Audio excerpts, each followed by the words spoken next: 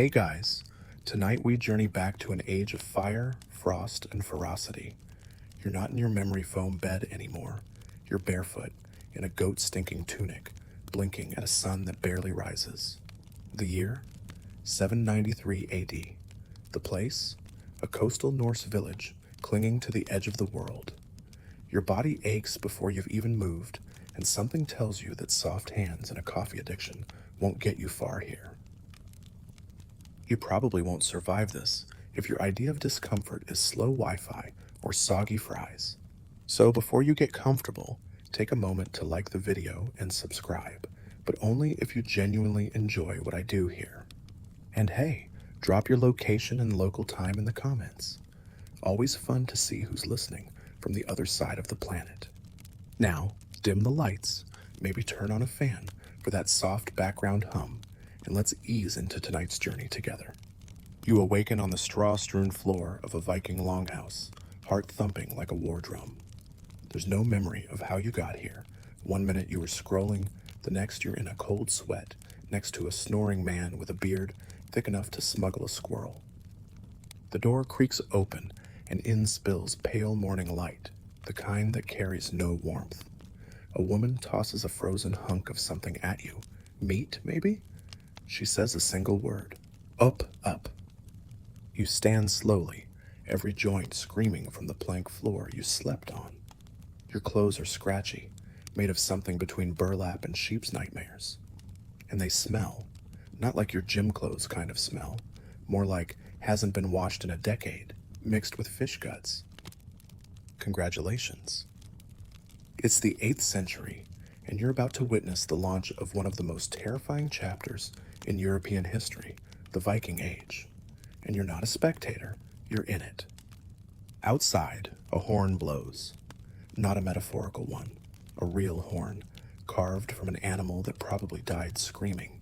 Villagers gather fast. No one dawdles here. Why? Because today is special. Today is a raid. Not just any raid, either.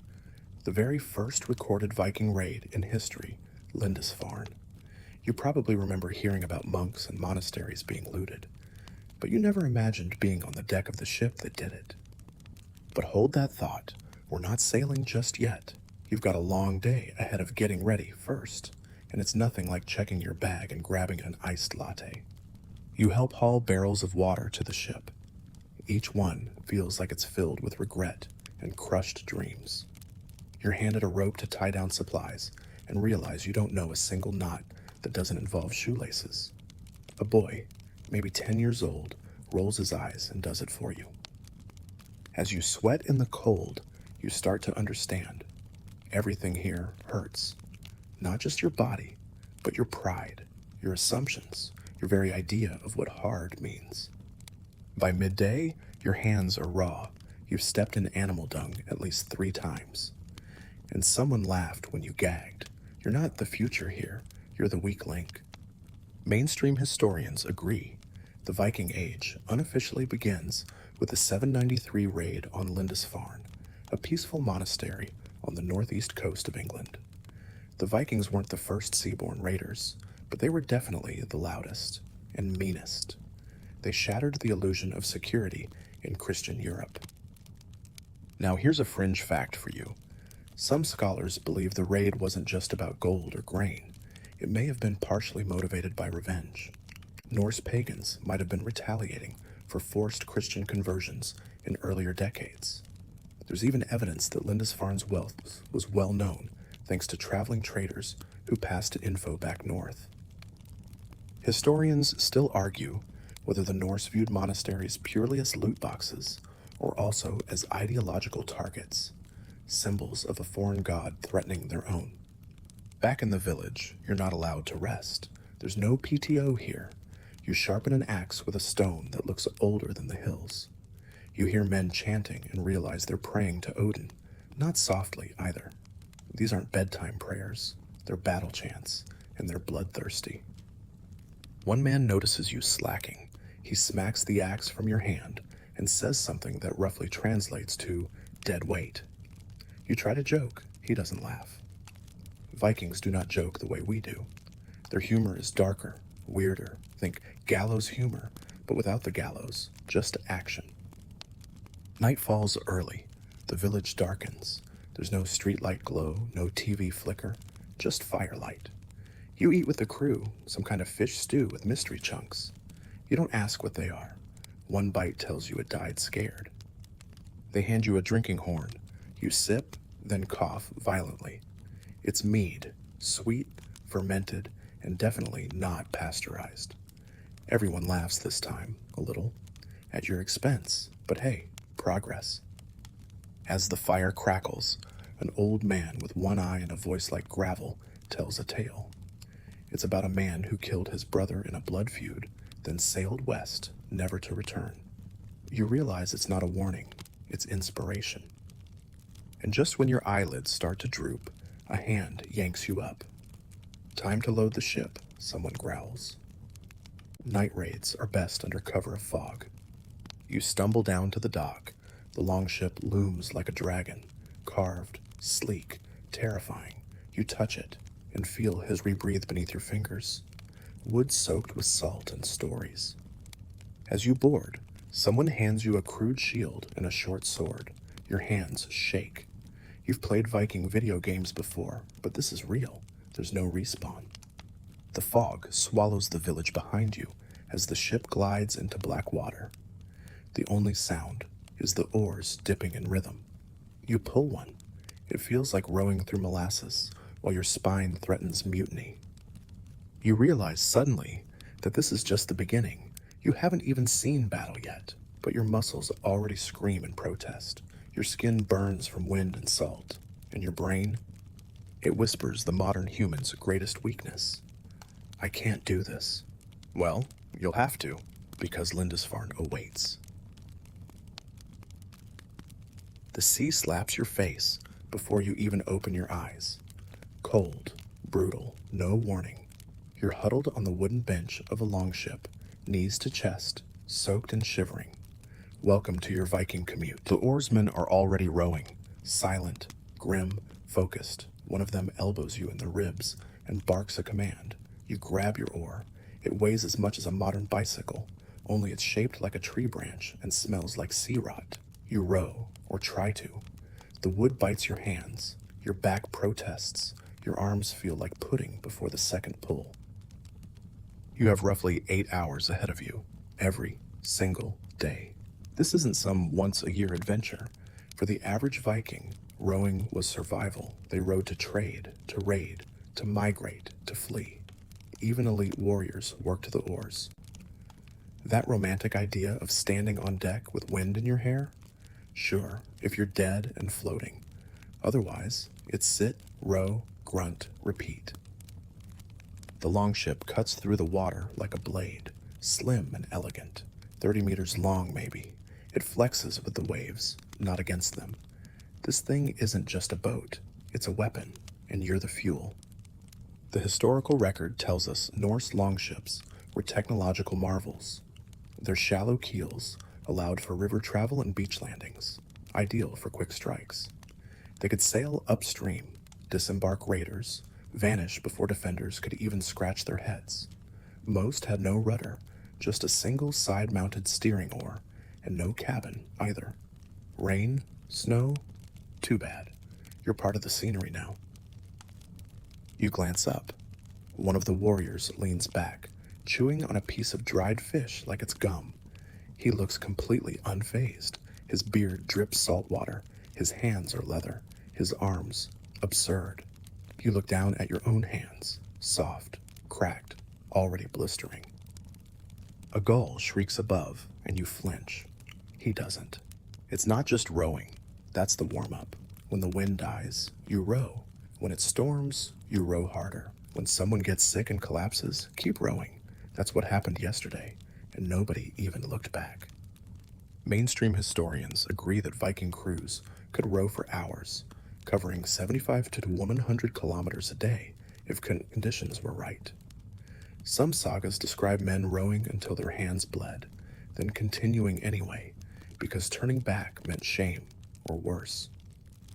You might be thinking, hey, maybe I'll just sail. Cute. But here's the thing. Sails were heavy linen soaked in animal fat, reeking, stiff, and constantly in need of adjustment. You can't just push a button and yell, "full speed ahead." Someone, you, has to climb the mast in icy wind and pull ropes with names like halyard and stay. Mess it up? The ship lurches. People curse. You might fall. Don't worry. If the ocean doesn't kill you, shame will. Now here's a little fringe tidbit. Some Viking ships had removable sections of decking so that oarsmen could row standing up to relieve pressure on their legs. Historians still argue whether this was common practice or just a luxury for wealthier fleets. Around midday, the ship pulls into a narrow inlet. Your arms are jelly. Your spine is a single scream. You collapse onto the dock, panting like a dog in August. Everyone else? Stretching, laughing, ready to unload barrels. You wonder how their bodies haven't disintegrated. They've been doing this since childhood. There's no back pain here. Just, you either row or you die. That's the deal. No massages, no ergonomic chairs, no podcasts to distract you.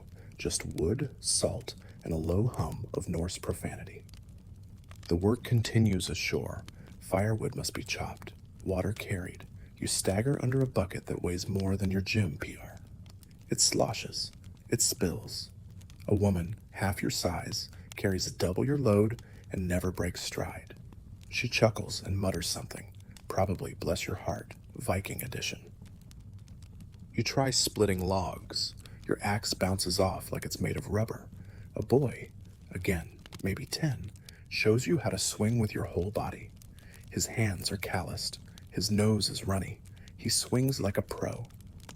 And still, the ship needs scrubbing. It needs tar. It needs tightening. This is not a boat for Sunday fishing trips. This is a warhorse, and every creak could mean death at sea. Oh, and did we mention you'll be rowing back later? You sit for a second to rest your legs. Someone yells. You're handed a rope. It's time to tow the ship ashore using sheer manpower. Sand grits your knees. The rope carves into your palms.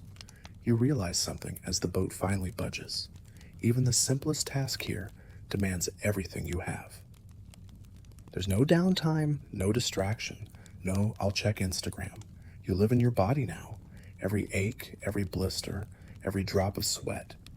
And you're always on edge. The sea can turn in minutes. A rival clan could raid while you're napping. Even your own crewmates might have a reason to turn on you. Maybe you looked at someone's sister the wrong way. Maybe you didn't row hard enough. In this world, effort equals survival. Laziness is an open invitation to be replaced or buried. Dinner is a reward. A thick stew of root vegetables, a bit of meat, and enough salt to preserve a walrus. You eat slowly, not from politeness, but because your jaw feels dislocated. A dog licks the bowl before you finish. You let it. You're too tired to care. Tonight, you sleep under the stars.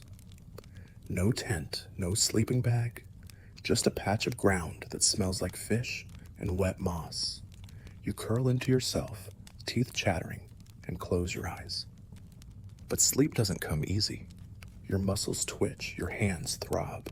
Your brain replays the rhythm of the oars again and again and again. You've made it through one Viking workday, only several thousand more to go. You wake up with a snore, not your own, vibrating in your ear, and the distinct feeling that your entire body has rusted overnight. Every joint creaks. Every muscle whimpers. But the first smell that hits you, fish, wet wood, and smoke, is swiftly followed by something worse. Breakfast. You stagger toward the fire pit, where a pot simmers ominously. Its contents look like oatmeal, if oatmeal were a sad, gray mistake. One of the women stirs it with a stick that, let's be honest, probably doubled as a walking cane or a club at some point. She hands you a bowl carved from horn. You force a bite. It's barley porridge, barely food, watery, bland, and possibly fermented from being left too close to yesterday's fire. There are some shredded greens in there, nettles maybe, and a chunk of something rubbery. You hope it's root vegetable. You really hope. Now here's the cold, soggy truth. Vikings didn't eat like Hollywood warriors, gnawing on turkey legs with ale sloshing everywhere.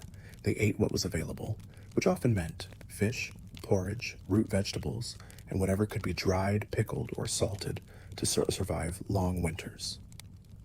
And salted it was. Too much of it, usually. Salt was preservation gold. Your kidneys are already filing complaints. Mainstream historians describe Viking cuisine as functional and seasonal.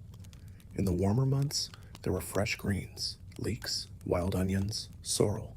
In colder seasons, dried fish, stockfish, and seaweed. Ever had rehydrated cod jerky boiled with cabbage? Welcome to lunch. You glance over and see a man chewing on a slab of what looks like smoked whale. His beard is glistening. You smile weakly. He offers you a piece. You try to decline politely. He insists. It tastes indescribable, like sadness, dipped in seawater, wrapped in leather. Still, compared to the fringe foods, this is gourmet. Because here's your quirky tidbit. Some Norse households were known to ferment shark meat, hakarl, and bury it underground for months. Why? Because fresh shark meat is toxic. So naturally, they found a way to rot the danger out. It smells like ammonia and tastes like regret.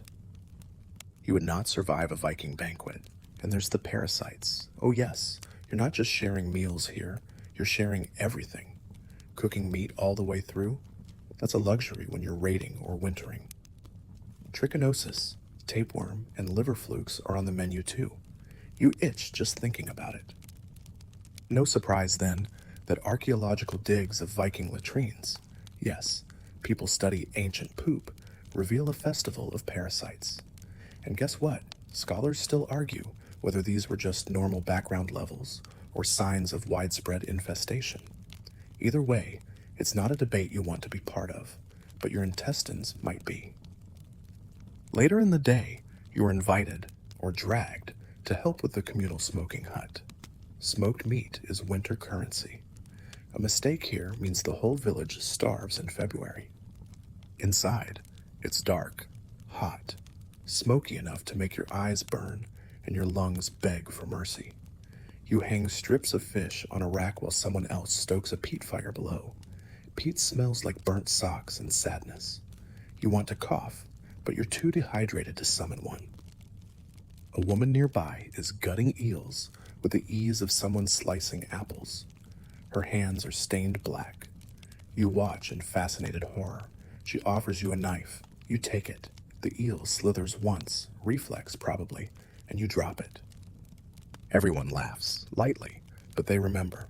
This is how food is earned here, not by scanning a barcode, not by pushing buttons, but by tearing, scraping, boiling, and braving smoke until your eyes tear up like a toddler in the wind.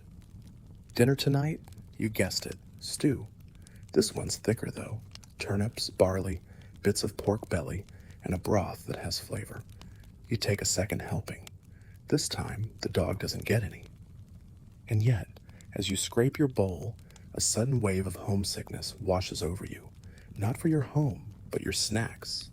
You dream of chips, smoothie bowls, ice, cold, soda. Here, the only carbonated drink is a barrel of bubbling beer, left outside too long. You're offered a sip. It tastes like vinegar and barn. Someone passes around hard cheese, aged for months, possibly by accident. It's crumbly, sour, and smells like old socks because it's been rubbed with ashes to keep mold at bay. Creative? Yes. Appetizing? No. You wonder aloud if you'll ever feel full again. Someone overhears and hands you a boiled egg. You weep quietly. And yes, the Vikings did have access to chickens and eggs, but they didn't raise them for brunch. They were too valuable, so boiled eggs were rare, festival food. Maybe today's special because of the raid. Maybe they're buttering you up before the next disaster. You think this is over? Dessert's coming. If you're lucky, someone's made flatbread sweetened with wild honey. It's dense, dry, but compared to the rest, it's a party in your mouth, and the bees probably stung someone in the process, so it feels earned. You glance up at the stars. You're full, not Thanksgiving nap full, but sufficient calories to avoid death full, and that's something.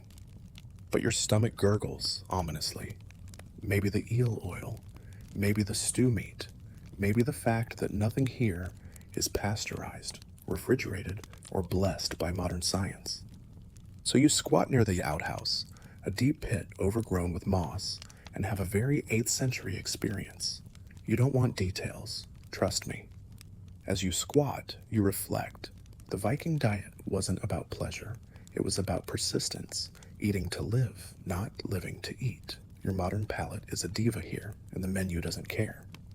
But hey, you're learning, day by day, bite by questionable bite. And tomorrow, you're hunting. Hope you like raw liver. The cold hits your face like an insult as you stumble out of the longhouse. Morning again, though the gray sky doesn't bother clarifying. It's either dawn or just less night than usual. Today, you're getting dressed for battle, not with blades, but against the elements. Time to discover the sheer luxury of wool. A heap of scratchy tunics awaits. You're told to pick one. You do. It smells like it lived a past life as a goat. It's thick, stained, and definitely not tailored. You pull it over your head and wince. It feels like someone's rubbing steel wool across your ribs. There's no underwear, just scratchy leggings. You tie them with leather thongs. The boots, soft-soled, stitched by hand, and completely useless against moisture. They're made for walking and freezing in equal measure. You step outside and instantly understand your outfit is not meant for comfort. It's meant for survival. Because here in the Viking Age, the air doesn't kiss your skin, it bites it. The wind tunnels down from the mountains and cuts through your layers like you're dressed in cling film. You hunch instinctively, but it doesn't help. Your nose goes numb within minutes. Fashion in this time is not about looks. It's about layering until the cold just annoys you instead of ending you. Mainstream historians agree that Viking clothing was impressively practical. Men wore woolen tunics, trousers, and cloaks fastened with brooches. Women had linen underdresses and wool overdresses pinned at the shoulders. Everyone had belts because pockets weren't a thing and tools needed to hang somewhere. You try not to scratch, but the wool itches. Oh, it itches. There's no relief, no lotion, no breathable cotton, anything. Just the never-ending scrape of rough fiber against already chapped skin. The only moisturizer you're getting here is animal fat. Some Vikings used whale oil or sheep tallow to rub on exposed skin, slathered it on like Viking Vaseline, smelled like a rendering plant. But hey, no frostbite. You spot a few people with beads braided into their hair or tiny metal pendants. The wealthy can afford a bit of style, sure, but for most, a clean cloak is high fashion, and that's a maybe. Now, let's talk hygiene. Ready for some unsettling truths? Bathing happened, just not how you'd hope. Most Norse folks bathed once a week. Sounds like a lot for medieval Europe, right? That's because it was. Compared to their neighbors, Vikings were practically spa-goers. But weekly doesn't mean pleasant. Bathhouses were often smoky, crowded huts with hot stones and buckets of water. No shampoo, no scented soap. Just boiling water in the hope you scrubbed hard enough to survive another week. Fringe tip. Some Vikings used a blend of ashes and animal fat as soap. Yes, ash grease. It worked, sort of, but it didn't exactly leave you smelling like lavender fields. What about dental care? Good news. Not everyone lost their teeth early. Bad news. You're chewing on bones and rough bread daily, and there's no floss. Your gums are inflamed. Your breath, weaponized. Still, archaeologists have noted surprisingly decent teeth in Viking remains, possibly from low-sugar diets. Historians still argue whether Vikings used toothpicks, chew sticks, or just dealt with it. Speaking of dealing with it, lice everywhere. You scratch your head and feel something move. You freeze. It's not paranoia, it's history. Combs from the era, beautifully carved, by the way, often show wear from delousing. People combed aggressively, every day, not for style, for warfare, against bugs. You're handed a fine-toothed comb made of antler. You get the message. You start combing. 10 minutes later, you burn what you found in the fire pit. And no, deodorant isn't coming to save you. The best you'll get is a sprig of sweet-smelling herbs tucked in your cloak. Mint, thyme, maybe juniper if you're lucky. But it's like throwing potpourri at a sewage plant. You smell like effort. Everyone does. But hey, no one's judging, because everyone's equally filthy. Even the warriors, the ones you idolized back in your comfort-scrolling days. Their chainmail is rusted. Their cloaks are stiff. Their beards are caked with yesterday's stew. The myth of the glittering Viking hero? That's for TV. The real thing is dirt, oil, and blood, often yours. You're told to help with laundry, which sounds fine, until you see the washing station. It's a river, just a river. You're handed a rock, the same rock used for scrubbing clothes and skin. One local slaps a tunic against a boulder, rhythmically. You try. You nearly fall in. You return with soaking clothes that smell slightly less like livestock. Victory?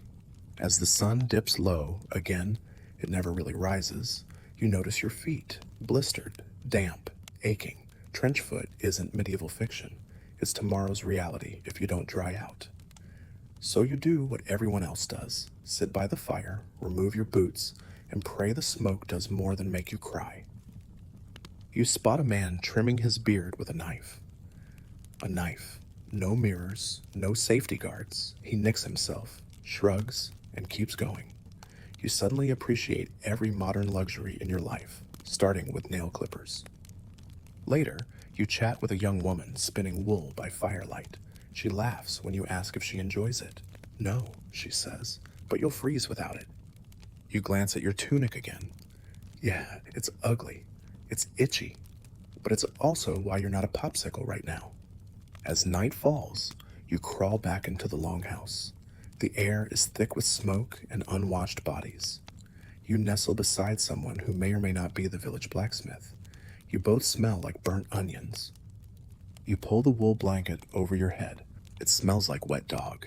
You close your eyes anyway, because it's warm. You're awakened by a boot to the ribs. Gentle for a Viking. The room is already stirring.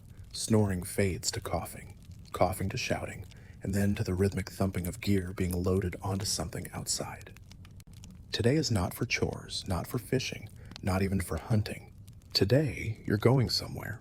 You shuffle out, half asleep, and already regretting life.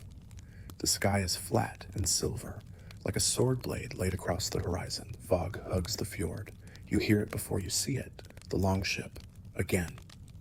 But this time, it's not just oars and provisions. This time, it's weapons. Axes, spears, swords, shields stacked like oversized dinner plates, and helmets, not the horned ones you were promised by cartoons. Real Viking helmets are rounded, functional, and deeply disappointing to your cosplay dreams. No horns, no flare, just metal, and not enough of it to protect your neck. You're going on a raid, and whether you're ready or not, you're rowing. The same screaming muscles from last time, still there. The blisters, angry. But something's changed. You're starting to match the rhythm. Oars slice the water with purpose. The ship hums like it's alive. Your stomach churns, not from seasickness anymore, but from what's waiting at the other end. As the coastline fades, your heart pounds. The crew is quiet now, save for a few low murmurs in Old Norse. You don't understand the words, but you catch the tone. Excitement, bloodlust, and maybe fear, tucked deep down where no one can see. Mainstream historians pinpoint Viking raiding culture as both opportunistic and strategic. Some raids were hit-and-run affairs, others were part of massive, coordinated campaigns across Europe. The one you're heading for today? A monastery. Lots of gold, little defense. Sound familiar? Because today's raid echoes that infamous strike in 793 at Lindisfarne, the one that shocked Christian Europe. Monks slaughtered, relics stolen, scriptures burned. It wasn't just an attack, it was a message. The North had arrived. Now you're living that message. You grip your borrowed axe. It's heavier than expected. The edge is sharp but crude. It's more of a wedge than a slicer. Designed to crack bones, not slice cleanly. You swallow, try to steel yourself. You've watched movies, played games. You think you know battle. You do not. The coast appears as a shadow, then a cliff, then, quickly, a village. Smoke curls lazily from a thatch roof. Chickens peck the dirt. No warning, no guards. A few farmers glance up, confused. The longship slides silently onto the shore, like a predator in tall grass. Then, shouting, the Vikings leap from the ship, weapons raised, faces hard. You follow, late, unsure, trembling. The wet sand sucks at your boots. Someone tosses you a round shield. You catch it awkwardly and nearly drop your axe. Ahead it's chaos, screaming, thudding, splintering wood. You freeze. A man charges at you, unarmed, terrified. He shouts in a language you almost recognize. Latin, maybe? He slips in the mud and falls at your feet. You lock eyes for half a second. Then a Viking to your left buries a spear in his back. The sound is wrong, wet, hollow. You stagger back. You want to scream. Instead, you vomit quietly into a bush and hope no one notices. Welcome to Viking warfare. There's no formation, no chain of command, just instinct, rage, and years of hard labor forged into muscle memory. The raiders move fast, torch the thatch, ransack the chapel, kick in doors. Inside the church, gold gleams. Candlesticks, crosses, a chalice too ornate for this tiny place. One warrior snatches a gilded book, then thinks better of it and uses it as kindling. You wince. Somewhere, a librarian cries out in spiritual agony. A young monk runs past you, clutching a scroll. You step aside. He escapes into the woods. No one chases him. The focus is loot, not blood. Mostly, but not always. The brutality shocks you, but not them. This is not madness. This is a system, a way of life. Vikings didn't raid for chaos. They raided for resources. Livestock, silver, slaves.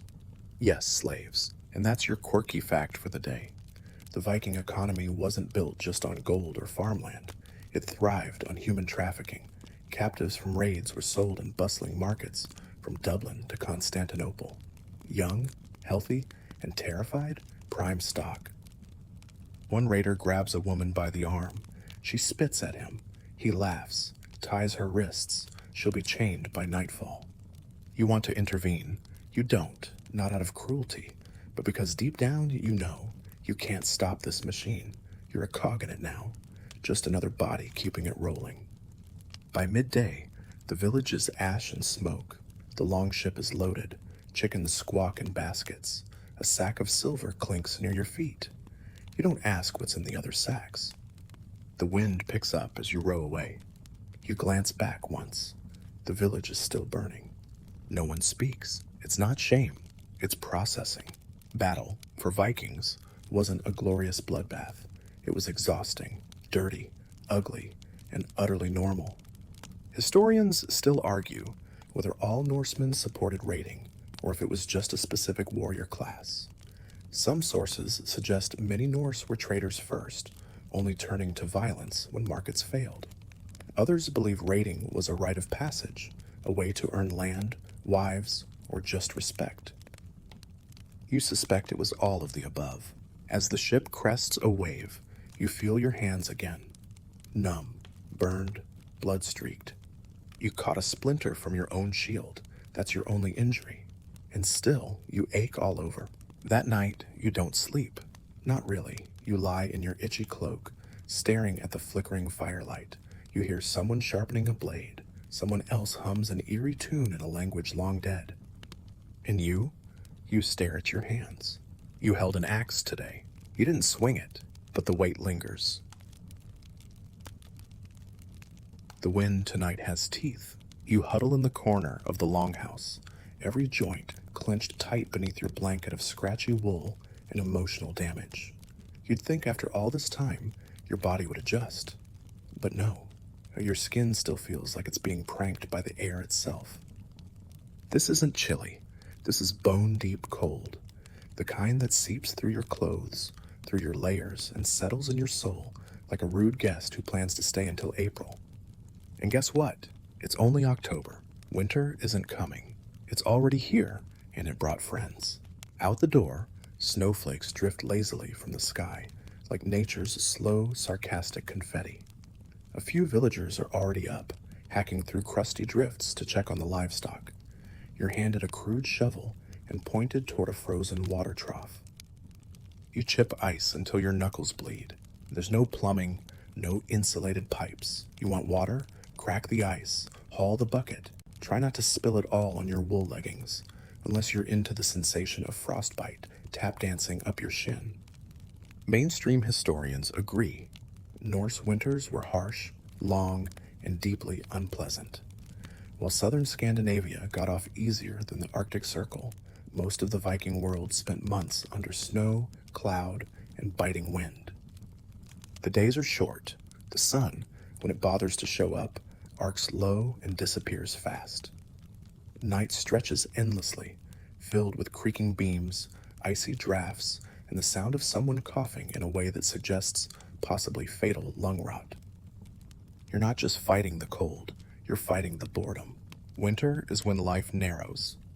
No farming, no raiding, just mending clothes, feeding fires, and trying not to go quietly insane. You find yourself actually looking forward to sharpening tools. At least it gives your hands something to do. Fringe fact time.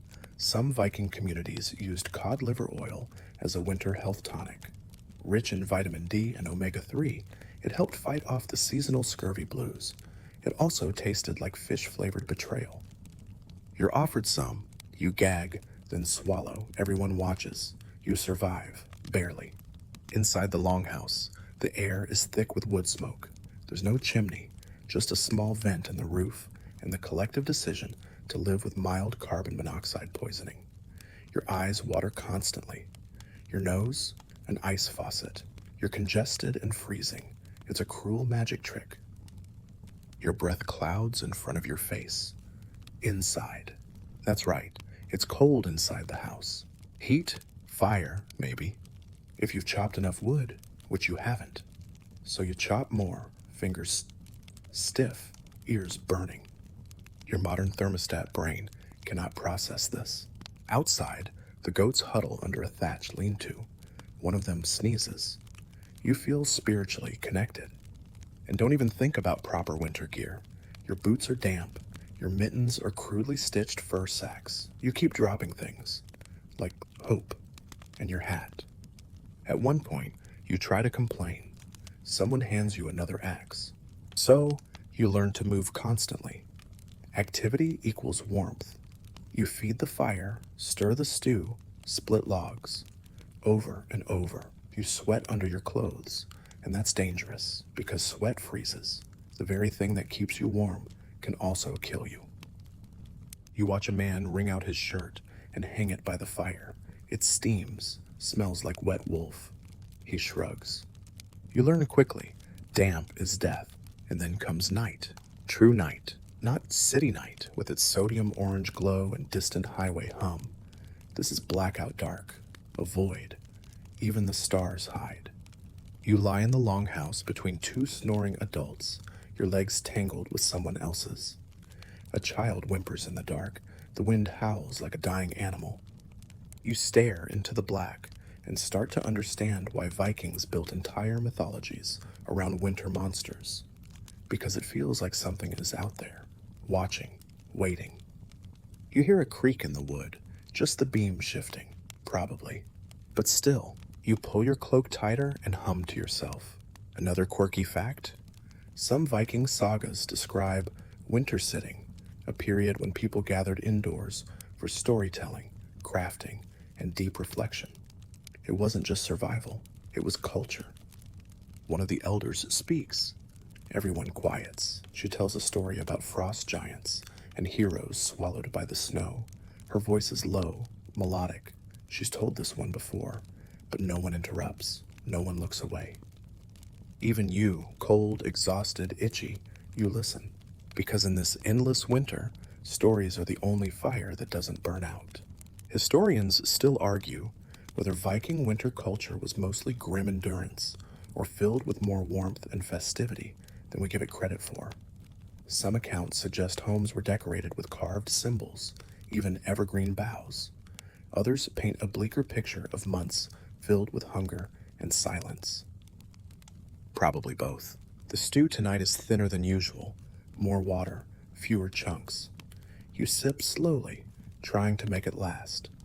Someone tears off a crust of barley bread and hands it to you. You've earned your place at the fire, barely. Later, as you drift towards sleep, you dream of radiators, of hot showers, of socks that match. You wake to the sound of snow hitting the roof like applause. You're still here. So is winter. You're beginning to wonder if the longhouse is actually alive. Not in a magical, tree spirits dwell within the beams kind of way, but more like a giant breathing animal that wheezes, groans, and occasionally belches smoke. Welcome to home life. You'd imagine something rustic and Instagram-worthy, maybe like a minimalist cabin with handcrafted decor. What you get is a single, smoky room crammed with 15 people, 2 goats, a chicken with no sense of boundaries, and approximately 0 privacy. The floor is packed earth. The walls are made of sod stacked over timber, literally dirt, held together by grass roots and cold hope. If it rains too hard, parts of it slide. If it dries out, it cracks. It's kind of like living inside a compost pile that sometimes catches fire. You duck under the roof beam again and smack your head again. Mainstream historians describe the Viking longhouse as a central fixture of Norse rural life. Some stretched up to 70 feet long, housing extended families and their livestock under one sloping roof. Heat came from a central hearth, smoke escaped out a smoke hole or cracks in the roof, maybe, and lighting was mostly don't trip and die. There's no insulation besides what you wear and who you sleep next to, so you do what they do. Pile bodies together. Your personal space is now a myth. During the day, it's loud, talking, tools clinking, babies crying, dogs barking. At night, it's even louder, snoring, teeth grinding, more crying, and the occasional flatulence symphony. And then there's the smell. Oh, the smell. Burnt peat, wet wool, sweat, goat, old soup, repeat. You sit near the hearth with a bowl of something vaguely edible, trying not to think about the fact that you're 3 feet away from a goat that watched you bathe yesterday. It's not blinking. You're not sure it can blink. People move constantly. Someone's always mending something. Clothes, nets, tools, relationships. You try to help by patching a tunic. You stab your thumb, twice. A child sighs, takes the needle, and finishes in half the time. You learn quickly that this space is not just shelter, it's a machine, a factory of survival.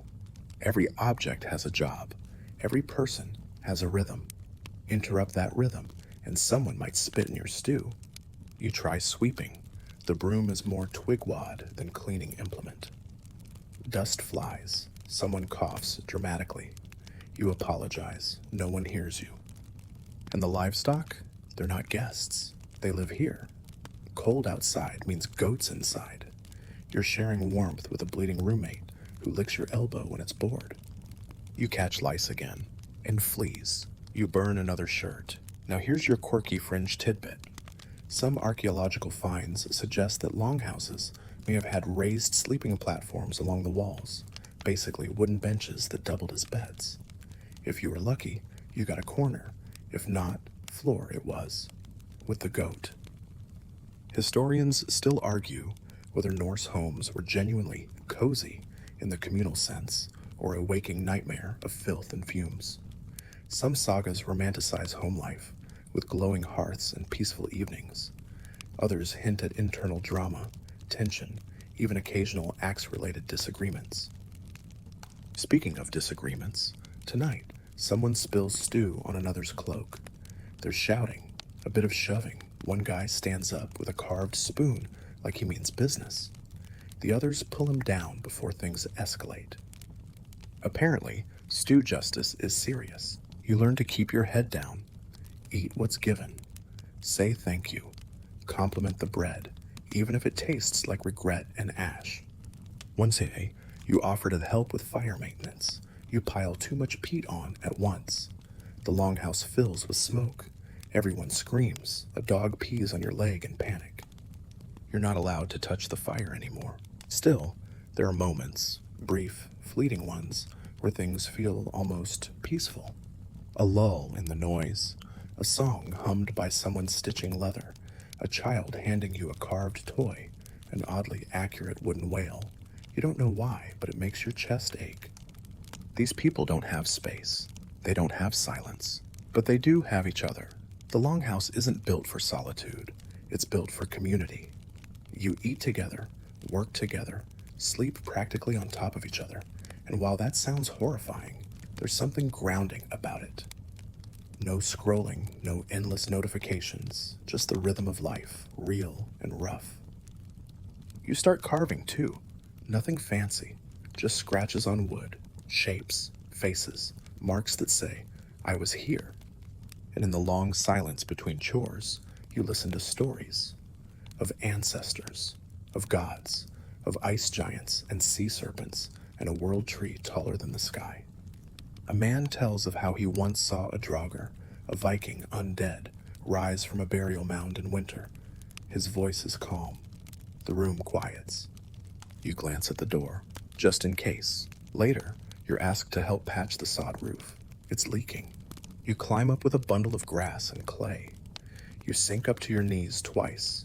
You lose a shoe. You fix nothing. You're handed a broom instead. Back inside, the fire crackles. A woman slices onions by the light of a tallow lamp.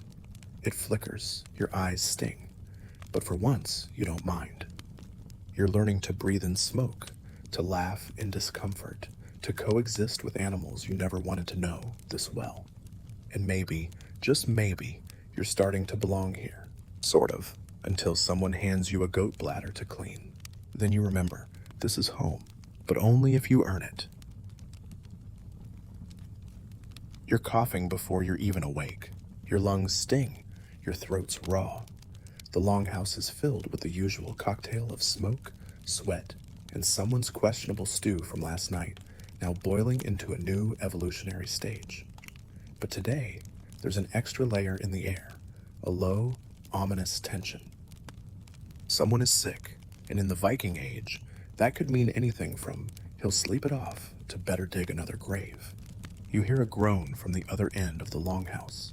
The village healer is already at work, hunched over the patient with a leather pouch full of remedies, most of which look like something you'd scrape off a boot.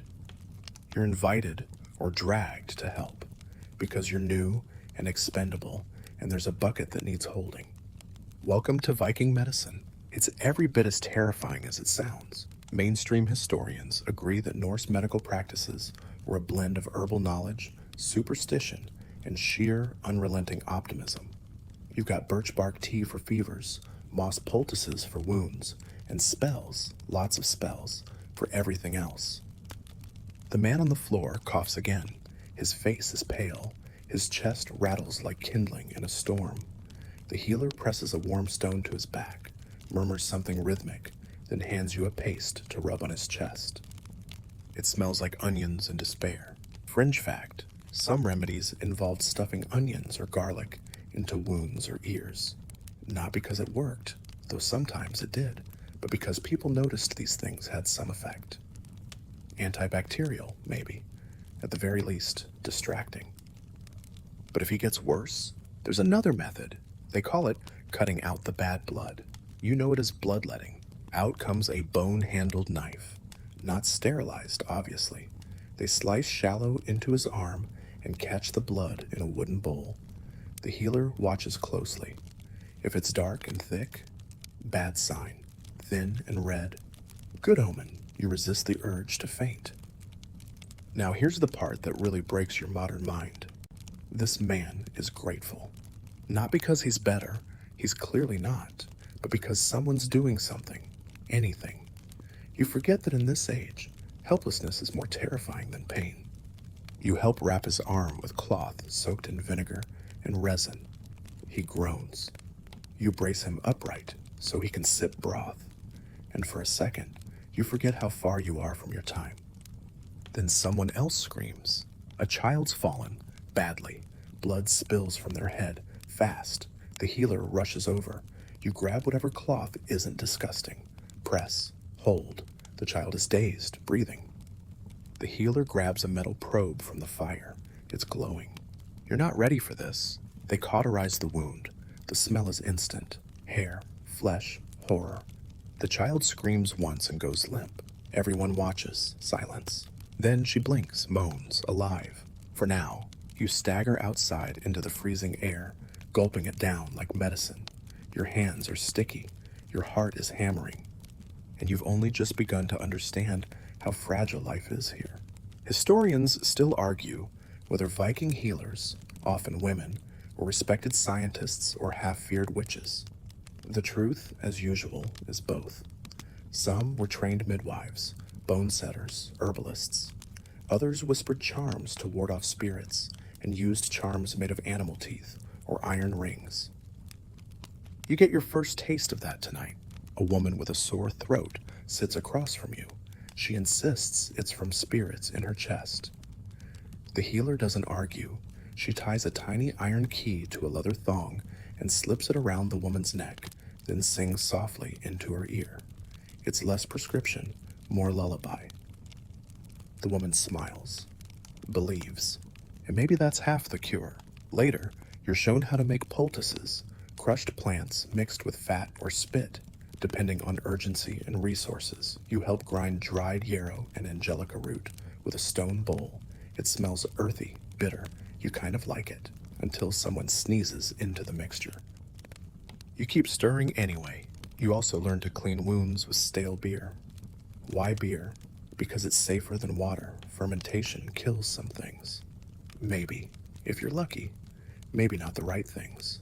But hey, beat snowmelt with sheep poop in it. You assist with splints, wooden braces, leather wraps. One man's ankle is twice its size from a fall in the woods. You help wrap it tight. He grits his teeth, doesn't flinch.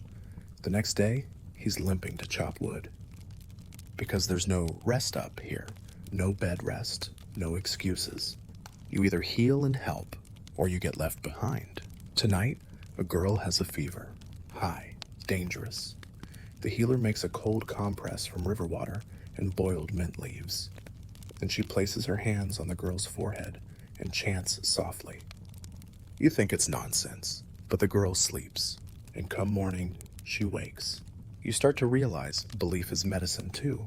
Later, you're asked to fetch a rare ingredient. Moss from the North Rock, they say.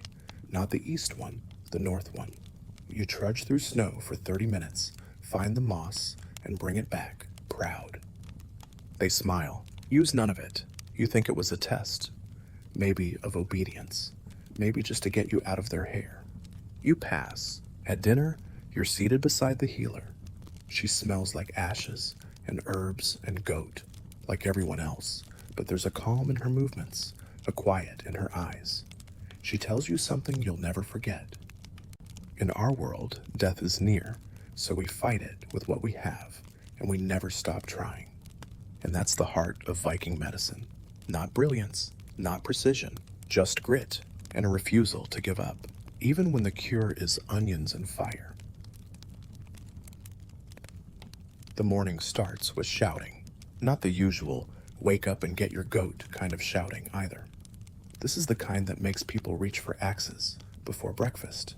You bolt upright, heart hammering, only to find everyone else already out the door. You rush to follow, slipping on your boots and grabbing your, someone's shield on the way. The longhouse yard is chaos. A scout just returned. He's breathless, muddy, and clutching a jagged gash on his arm. You catch enough words to piece it together. Enemies, nearby, armed.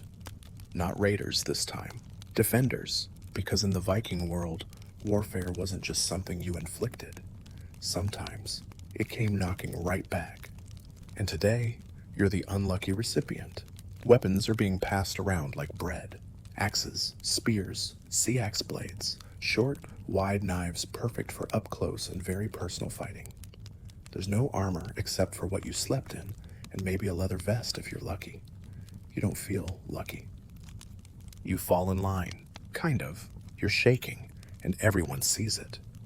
A warrior grabs your shoulders, slaps your face lightly, like a pep talk from a brick, and says something that probably means, "Don't die before we even start." Then it's marching, not orderly rows, not drumbeat precision, just muddy boots, clanking metal, and breath clouds rising into the frozen air. Mainstream historians tell us that Viking warfare was raw, fast, and often personal. Battles could be small-scale skirmishes between rival villages, or full-on organized attacks with dozens of ships and hundreds of warriors. Today's fight is somewhere in between. You crest a hill and see them, figures in the fog. Shields, banners, spears planted in the frozen earth. They're ready, more ready than you. Panic sets in. You glance at your axe. It's dull. Your hands are sweating. Your stomach flips. And then someone yells. And the line moves. You're running before you know why. Mud splashes your legs. Someone screams. Your heart pounds like a war drum. And suddenly, clang, the first clash. Shields bash together. Spears jab forward. You duck instinctively as a blade whistles past your head. A man beside you swings his axe with both hands and brings it down with a sound that's half crunch, half splash. It's real. It's happening. And you have no idea what to do. You hold your shield up, barely. You swing your axe once. It misses everything but pride. You trip, land in the mud. A man rushes past you. Friend or foe, unclear. You scramble up and bash someone's leg with your shield edge. They fall. You don't ask questions. You are surviving. That's it. A Viking next to you drops his weapon, tackled by two enemies. He's gone in seconds. No final speech, no slow fade, just blood and silence. This isn't heroism, it's horror. And it doesn't stop. For what feels like an hour, the world is noise and mud and metal. Your ears ring. Your knuckles bleed. You're not sure whose blood is on your arm, but it's warm, and it's not yours. At one point, a spear grazes your side. It burns, but you don't stop moving. You can't. Eventually, someone sounds a horn. It's retreat, or victory. You're too dizzy to know, but the fighting slows. The enemy pulls back. You collapse next to a tree, panting, shaking, completely unsure whether you just won, lost, or somehow tied in agony. When the fog clears, you count the fallen. 9 from your side, maybe twice that from theirs. You helped bury them. Yes, helped, because the dead don't bury themselves. You dig frozen earth with a flat piece of wood. Your hands blister, your back spasms, but no one stops working, not even the wounded. Death waits for no one here. Quirky fact for you, Vikings sometimes buried warriors with their weapons, and occasionally their horses. In rare cases, entire boats were used as burial chambers, filled with grave goods, armor, and, in some grim examples, sacrificed slaves or wives. Not today, no fanfare, just earth and stone. You're offered a drink afterward, a horn of something strong, sharp, and potentially fatal in large doses. You drink, cough, drink again, because of anything to make the shaking stop. As the day fades, the survivors gather by the fire. Someone starts singing, a low, rumbling chant that sounds more like thunder than music. It's not joyful, but it's binding. You learn something important as you sit there, covered in mud and memory. For Vikings, war wasn't just about conquest. It was about being seen, earning your place in stories, in sagas, in memory. Historians still argue whether the average Norse warrior fought for land, wealth, or reputation. Likely all three. But what they really craved? Immortality through tale, a good death, a name worth repeating. You look at your hands again. They held a weapon. They helped bury the fallen. And now, they're shaking, quietly. That night, the longhouse is somber. Dinner is meat, real meat, rare meat, maybe from the enemy. You don't ask. Everyone eats in silence, not out of grief, but out of exhaustion. You fall asleep still holding your shield, just in case. The smoke inside the longhouse curls like a living thing, slow, hypnotic, almost sacred. Or maybe that's just how your brain interprets sleep deprivation and ash-filled lungs.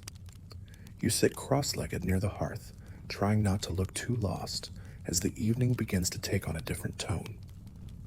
Tonight isn't about work. It's not about raiding, chopping, bleeding, or digging graves. Tonight is about the gods. You hear the name Odin first, whispered reverently, then Thor, then Freya. The old woman across the fire holds a carved wooden idol in one hand and a bundle of dried herbs in the other. She begins a chant. The others join in. It's melodic, low, rhythmic, like a heartbeat turned into sound. And you suddenly realize you've stumbled into a ritual. Religion here isn't a weekly chore. It's air, water, explanation. It's why the crops failed, why the storm came, why that spear missed you and hit the man beside you. There are no coincidences, only omens, only will. The Norse gods aren't abstract concepts floating in the clouds.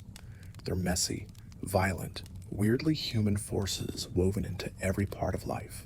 Odin, the All-Father, gave up his eye for wisdom. Thor, the Thunderer, cracks skulls with Mjolnir. Freyja rides a chariot, pulled by cats, and may or may not accept your soul after death. Mainstream historians tell us that Viking religious practice was decentralized, flexible, and intensely personal. No temples needed, a sacred grove, a family hearth, a blade held aloft before battle. These were all places of worship. You feel someone press a pendant into your hand. It's a hammer, Thor's symbol, worn, warm from their touch. You're expected to wear it. You do. Later, a man begins telling a story, a saga, really, about how Thor once dressed in drag to retrieve his stolen hammer. The entire room laughs at the image, the god of thunder in a wedding dress, smashing skulls with a bouquet. Religion here, you realize, isn't just reverence. It's story. It's memory. It's a way to laugh at the chaos around you while still taking it seriously. Suddenly, someone stands and announces a sacrifice. Not a person. Relax. A goat. You don't watch the killing, but you hear it. A bleat. A thud. Then silence. The blood is collected in a wooden bowl. The carcass will be eaten. The blood, sprinkled on idols, weapons, and even people, just a bit, like a brutal form of holy water. You're not spared. A drop hits your cheek. You don't flinch. And just like that, you're part of it. You sit down again, heart still racing. A horn of mead is passed. You sip. Strong, sweet, and somehow spicy. Your limbs loosen. Your chest warms. And the stories continue. Quirky fact time. Some Viking rituals included sacred mushrooms, hallucinogens used by berserkers to enter a trance-like state before battle. Scholars still debate whether this was more myth than medicine, but accounts of wild, frothing warriors suggest something was in the mix. Historians still argue whether Norse spirituality was truly organized religion or more of a cultural glue, a way to explain natural cycles, social order, and the brutal randomness of life.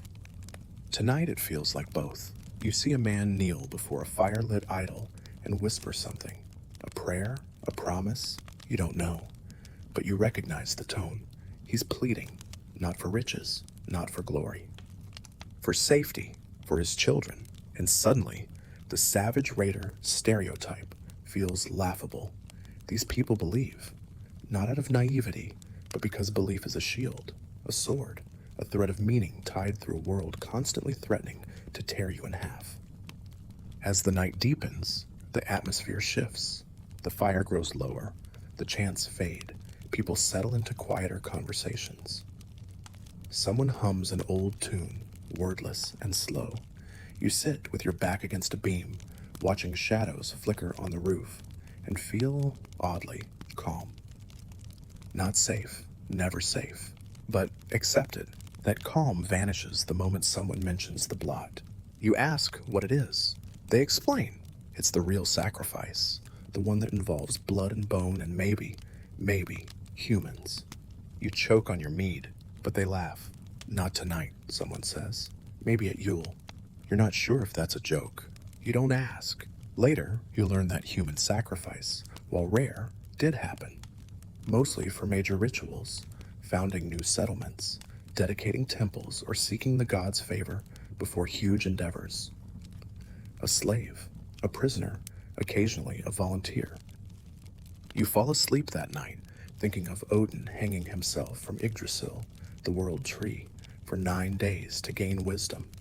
You wonder what knowledge you might gain from all this, because even without a tree or a rope, this place is stringing you up, slowly, quietly, changing you, shaping you. You're not a Viking, not yet, but your skin wears the smoke now. Your heart beats in rhythm with the drum of the hearth. And the gods, they're watching. You jolt awake to a piercing cry, not from a warrior, not from an enemy, but from something much smaller. A child. You scramble upright, disoriented, but no one else reacts with alarm. In fact, most people don't react at all. One of the mothers just stands, scoops up the crying toddler from a pile of furs, and rocks them gently by the fire. It's just normal, because Viking childhood, it's short, brutal, and loud. Your day begins with a lesson in that reality. A girl, maybe 6, is hauling a bucket of water from the stream. It's nearly her height, and yet she's not struggling. She's gritting her teeth, pacing herself, and succeeding. Meanwhile, you're huffing behind her, carrying 2 smaller buckets and wondering if your spine is about to give up. She glances back, rolls her eyes. You are definitively the child in this scenario.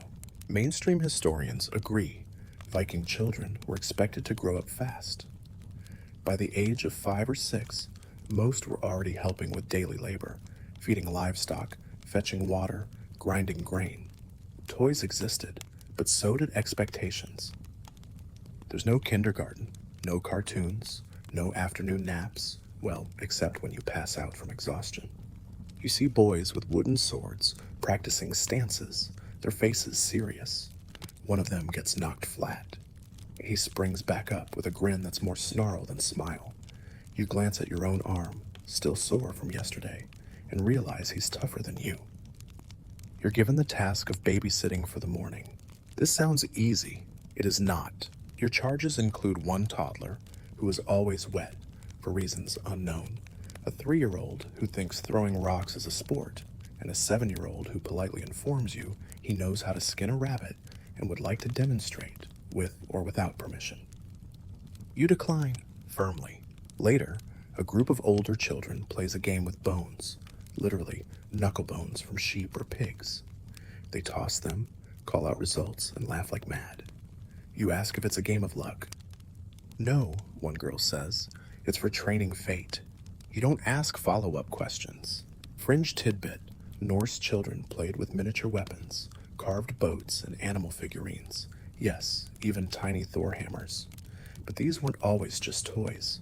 Some doubled as magical charms or early training tools. One archaeologist found a child-sized helmet. Real iron, real function, real responsibility. And when they weren't playing, they were learning by doing. Girls were taught to spin, weave, cook, and manage livestock. Boys learned to hunt, build, row, and fight. Gender lines existed, sure, but so did flexibility. If you could contribute, you earned your place. But not everyone made it that far. You pass a small burial mound today, just outside the Longhouse cluster. A stone lies flat on top, carved simply with runes, no name, just a mark. You ask. A child, they say, died last winter. You go quiet, because here's the cold truth. Child mortality in the Viking Age was high. Some estimates suggest up to half of all children didn't survive past the age of 5. Fevers, Infections, malnutrition, accidents, they claimed lives quickly, with no second chances. Historians still argue whether children were emotionally mourned the same way as adults. Some believe grief was quiet and private. Others suggest a cultural stoicism. Accept, survive, continue, not from coldness, but from necessity. Because loss was constant. And yet despite that, there's joy. You see it in the way a father tosses his giggling daughter into the air and catches her like she's a feather. In how two boys chase each other around a stump, barking like wolves. In the way a mother carves a small bird into a stick and hands it to her child without a word. You realize it's not that they don't feel, it's that they don't pause. Grief is a shadow here, ever present, but it doesn't own them. Evening comes, and you're pulled into a children's story circle. An elder recounts a tale of Loki transforming into a horse, a fish, a fly, just to cause trouble. The kids giggle. They know this Loki. He's in every mischievous look, every clever dodge of chores. You laugh too, because something has shifted. These aren't sad, stunted childhoods. They're just condensed. Compressed by hardship, yes, but not erased. These kids aren't broken. They're forged. That night, one of the toddlers, wet again, crawls over to you, curls up on your side, and falls asleep mid-sneeze. You blink, startled, but don't move. Because in this world, childhood isn't protected, but it is cherished in the fiercest way possible. You're handed a loom shuttle before you've finished breakfast. No warning, no instruction, just a nudge toward a group of women seated in a semicircle around a wooden frame twice your height. They're already deep into weaving a bolt of woolen cloth, their fingers moving so quickly it looks like sleight of hand. You blink. Sit, one of them says. Not unkindly, just firmly. You obey. Welcome to a day in the life of a Viking woman. The rhythm of the loom is hypnotic. Thread pulled taut, the shuttle passed back and forth, warp and weft becoming fabric, something from nothing. But it's not a lazy, peaceful pastime. You feel the tension in your shoulders after 10 minutes, your back tightening, your fingers cramping from grasping thread that's been spun with endless patience. This is a craft, yes, but it's also power. Mainstream historians agree that Viking women held far more autonomy than their medieval counterparts elsewhere. They could own property, inherit land, initiate divorce, and manage households. They were seamstresses, brewers, traders, farmers, midwives, and yes, sometimes warriors. But that freedom wasn't equality. You watch as one of the older women drops her spindle and scowls. Her hands gone stiff. She mutters about age, shakes it out, and keeps spinning. She's probably 40. In this world, that's practically ancient. You glance around. The men are out hauling timber. The children are chasing chickens again. But the women, they're here, keeping the entire structure of the society from collapsing into cold, muddy chaos. You help stir a vat of bubbling dye, plant-based, pungent, and the exact shade of moss gone rogue. Someone laughs when you wrinkle your nose. Another woman smacks your elbow playfully and hands you a needle. Now it's embroidery. You stab yourself. Twice. They don't even blink. Later, you're sent to the outdoor cook area. A woman named Runa shows you how to gut a fish. You fumble. She corrects you, once. The second time, she raises an eyebrow and simply says, "Try again." There's no time for coddling here, just competence. And quietly, you start to understand. These women carry the weight of everything. They don't ask for thanks. They don't expect praise. They just do. Quirky tidbit time. Norse sagas tell of shield maidens, female warriors who fought alongside men in battle. Names like Lagertha echo through legend. But historians still argue whether shield maidens were real, rare exceptions, or idealized figures created for poetic drama. What's not up for debate? Viking women were formidable. At midday, you meet a woman blacksmith. Her arms are thicker than yours. She forges nails, buckles, and even knives. You try lifting the hammer, fail spectacularly. She laughs, then offers you a turn. You strike weakly. She nods, just once. That counts as encouragement. You learn that women handled not just the home, but the business, especially when men were away raiding. They kept accounts, ran farms, bartered goods. One woman shows you a leather pouch filled with silver coins, beads, and tools. Her family's entire wealth. She guards it. She manages it. It's hers. Later, you're told of a woman down the coast who's been divorced. You expect scandal. There isn't one. She simply returned to her father's longhouse, reclaimed her dowry, and moved on. No drama, just legal rights, Norse style. But autonomy doesn't mean safety. You also hear whispers of arranged marriages, of young girls promised to older men for alliances, of women taken during raids, valued more as commodities than people, and you realize respect and objectification live side by side here in brutal tension. That tension becomes obvious when a man barks at one of the weavers. She stiffens, doesn't speak. He leaves, but the mood tightens like a pulled thread. You later learn he struck his wife once.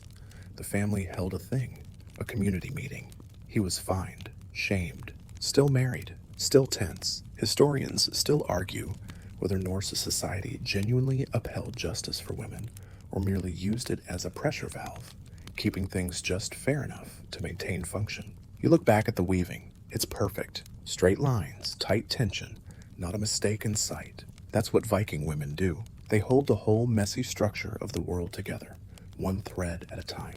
As evening settles, the weavers finish their cloth. They cut it loose, fold it, and pass it around for inspection. It's not fancy, but it's strong, useful, durable. Like them, one woman hands you a scrap. You helped. You try to protest. Barely. She smiles. Still counts. That night, by the fire, you sit beside the same group of women. One sings softly while mending a sleeve. Another braids a child's hair. A third grinds herbs for tea. You realize this is their rest, but it's also more work. And still, they smile. Not because it's easy, but because it's theirs. You hold the fabric scrap in your hand as your eyes drift shut. You've been shown respect today, not for your potential, but for your effort. In this world, that's the highest compliment. It begins with a chicken, not an epic war cry, not a divine omen, just a stolen chicken, clutched tightly by a boy no older than 10, who's now sprinting through the muddy village square with 3 adults in hot pursuit. You're eating a turnip. You blink, and suddenly, you're a witness to crime. The boy vanishes into the woods. The men curse, but don't follow. One of them turns to you and mutters something that includes the word thing. Not a thing as in a random object. A thing, as in the Viking legal system. You're about to meet it. Mainstream historians describe the thing as a kind of open-air court, a gathering of free men, and sometimes women, who handled legal disputes, made decisions, and generally tried to stop society from imploding. It was both democratic and deeply personal. Think town hall meets trial by shouting. You follow the crowd to a flat patch of earth near the village edge. No benches, no gavels, just logs, standing stones, and a large man who seems to be the designated law speaker, the one who recites laws from memory. Yes, memory. Written records are rare. These people carry justice in their heads. Today's docket, the chicken theft, but also a boundary dispute between 2 neighboring families, and something about a broken betrothal. This is going to be a long afternoon. The law speaker begins, voice steady, surprisingly melodic. He recounts the relevant laws like a spoken poem, rhythm guiding memory. You can't follow all the Norse, but the tone is clear. This is serious, and it's public. Everyone listens. Everyone judges. The chicken thief is found, dragged in, wet, defiant. His father stands with him, refusing to make excuses. The boy confesses, not out of guilt, but with the flat tone of someone who expected to be caught. He's fined, not whipped, not jailed, just fined. The family pays in goods, some dried fish, a small bronze brooch. The chicken's fine, by the way. Furious, but fine. Then comes the land case. 2 men, both red-faced, arguing over a row of stones that shifted during the last thaw. Each has witnesses. One even brings a carved stick as proof of the original boundary. It's absurd, It's tense. Someone finally proposes a duel. You almost choke on your own breath. A duel for a fence? Yes. Welcome to Viking Dispute Resolution. Quirky fact: trial by combat, holmgang, was a real option. Two combatants, often with agreed upon rules and witnesses, would fight to settle disputes. First blood sometimes ended it, sometimes not. Depends on how spicy the thing was feeling. This duel doesn't happen, though. Cooler heads prevail. Probably because one of them just sprained his ankle yesterday and clearly doesn't want to duel anything right now. Instead, the case is postponed. The crowd murmurs approval. One woman mutters, "He'll move the stones again anyway." She's not wrong. Then comes the betrothal breach. A man claims his daughter was promised in marriage, but the groom's family backed out. The groom-to-be looks like he'd rather be anywhere else. You can practically see the sweat freezing on his upper lip. Turns out, no one carved the promise into wood, as custom demanded. No record, no deal. The thing rules. No marriage, no compensation. The man frowns, but nods. The law is the law, even when it stings. Historians still argue whether the Viking legal system was genuinely fair or just another way for the powerful to flex their status. Some see it as proto-democracy. Others point to how wealthier families could often pay their way out of worse penalties. Still, it's more structured than you expected, and people respect it fiercely. There's a kind of comfort in hearing the laws aloud, in knowing that no one, even chieftains, is above them. Everything's negotiable, sure, but nothing is free. You ask someone what happens when laws don't work, when someone refuses to pay a fine or keeps stealing chickens. She shrugs. Then there's a feud. You pause. A feud? Oh yes, she says, almost cheerfully. Blood debts. Generations, sometimes. One man kills another, then the brother kills his killer, then their cousin, until someone marries someone else to stop it. You swallow your turnip. Feuds aren't rare here. They're just background noise, like bad weather or goat flatulence. People account for them, expect them. You meet a woman later whose brother was killed in a feud 10 years ago. She speaks of it without emotion, just fact. The killer paid Wergild, a blood price, set by the thing. She shows you the brooch she bought with part of it. It's beautiful, heavy. You wonder what it's worth. The day ends with no heiresses, no executions, just trade. Talk, resentment under the surface like a slow boil. But justice, in its own way, has been served. That night, someone hands you a carved stick. It's a token, they say. You stood witness today. You blink. To what? To all of it. You hold the stick tight. You've learned something today. In the Viking world, survival isn't just about axes and winter coats. It's also about rules, and the messy human attempt to follow them, even when they're carved in wood and upheld with swords. You wake up with salt on your lips. It takes a moment to register why. You're not in the longhouse anymore. You're on a boat. Again.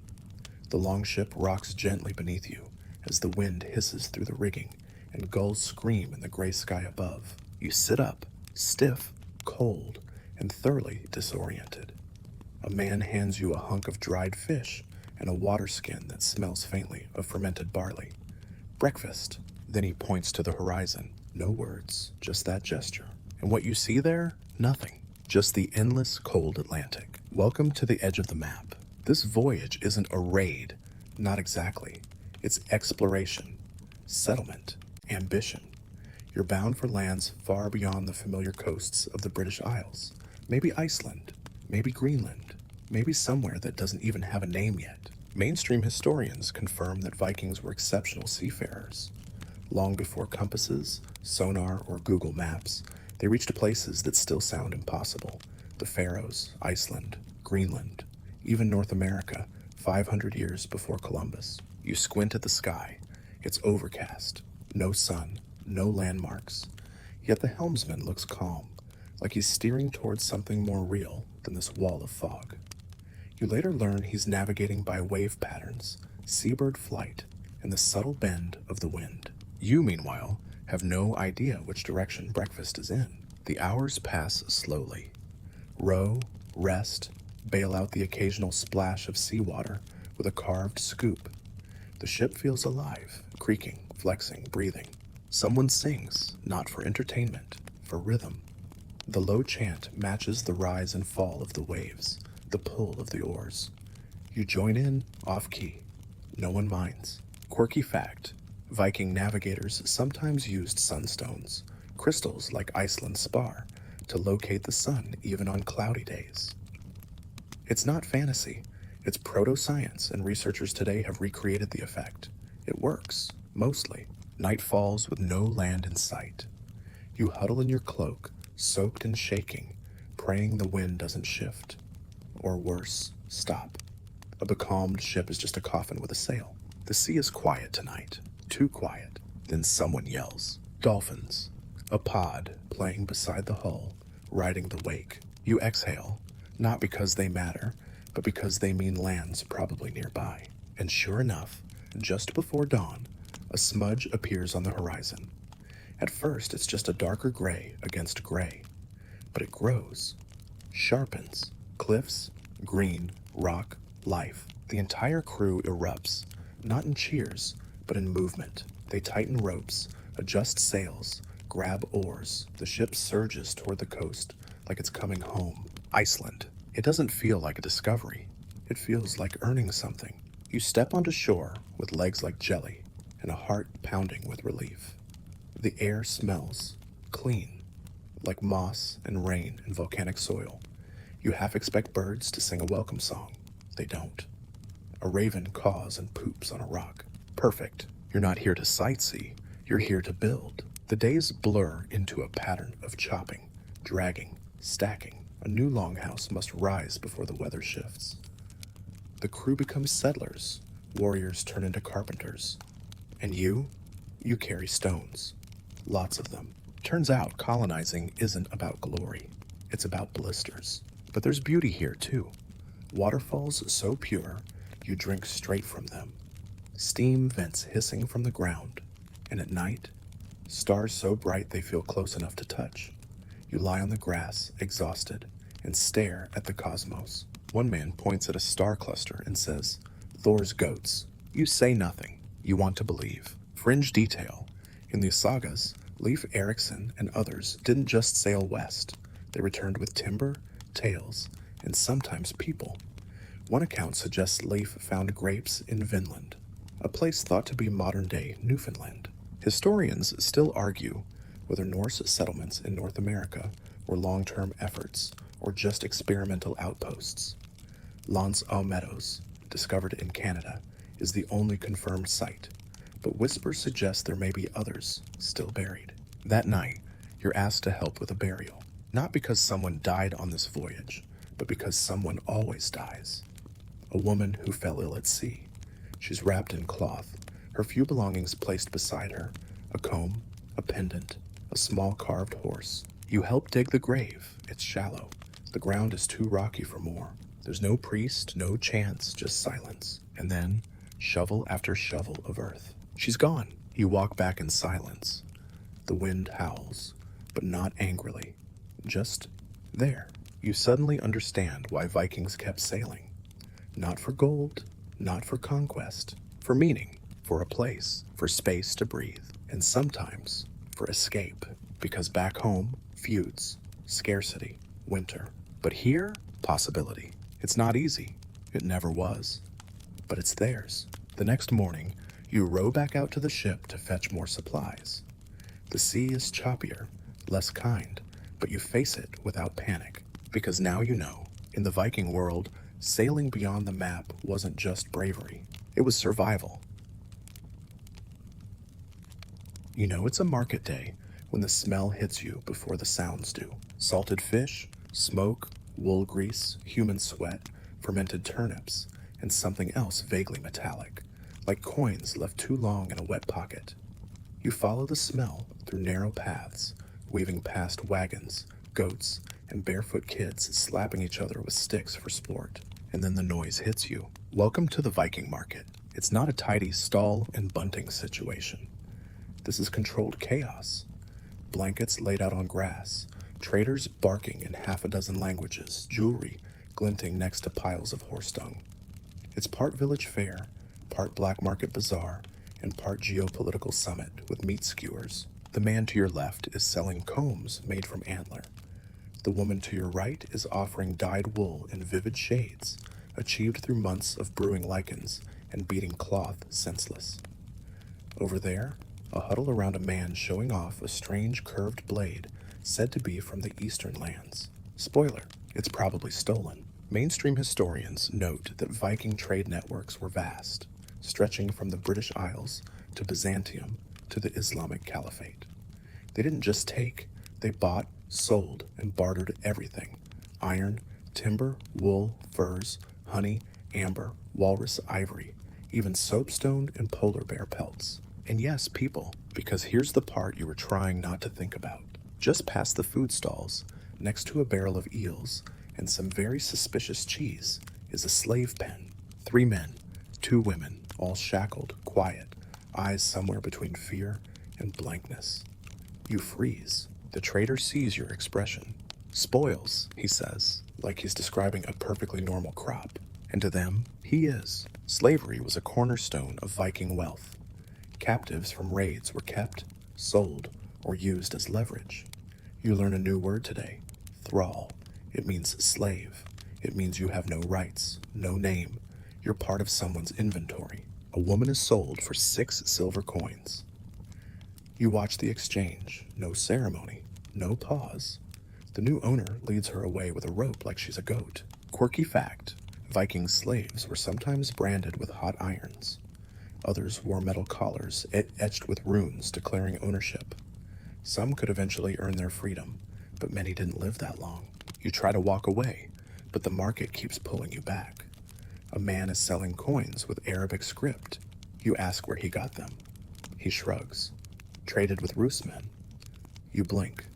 The Rus, those Norse traders who went east, founded cities, became legends. One coin has a hole punched in it. You realize it was worn as jewelry, or maybe as a status token, proof that its owner had been somewhere. You don't realize you're being watched until someone nudges your ribs. A woman stands at a stall holding a ring. Silver, small, elegant. She offers it to you. Trade. You look down. You have nothing. Well, except your knife. It's crude, dull, but still metal. You hand it over. She takes it, inspects it, then nods. Ring is yours. Just like that. Trade complete. This world moves on value.